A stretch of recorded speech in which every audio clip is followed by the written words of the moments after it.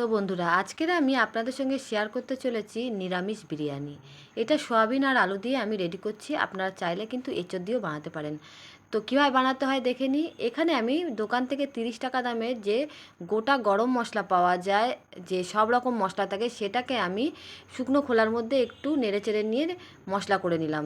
তারপরে কড়াইতে সেদ্ধ আলু আমি দিয়ে ভালো করে ভেজে নিলাম। কড়াইতে আবার সাদা তেল দিয়ে এলাচ লবঙ্গ দারচিনি দিয়ে আদার পেস্ট দিয়ে ভালো করে একটুখানি সামান্য জল দিয়ে কষিয়ে নিয়ে ধনের গুঁড়ো, জিরের গুঁড়ো, লঙ্কার গুঁড়ো আর কাশ্মীরি লঙ্কার গুঁড়ো দিয়ে অল্প চিনি দিয়ে মিঠা আতর দিয়ে কষিয়ে নিয়ে তারপরে সয়াবিন আর আলুটাকে একটু 2-3 মিনিট নেড়ে চেড়ে নিয়ে অল্প জল দিয়ে দিলাম।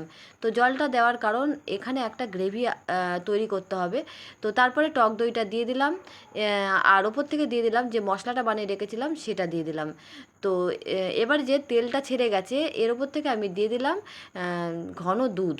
তো দুধের জায়গায় এখানে আপনারা খোয়া ক্ষীরও দিতে পারেন, তাতেও কিন্তু বেশ ভালো লাগবে। আর আগের থেকে আমি এই ভাতটা রেডি করে রেখেছিলাম। এখানে আমি নুন, গরম মশলা দিয়ে ভাতটা করেছি। ভাতটা ওপর থেকে দেওয়ার পরে আমি ঘি দিয়ে দিয়েছি, তারপরে গুঁড়ো মশলাটা দিয়ে আর ফুড কালার দিয়ে বিরিয়ানিটা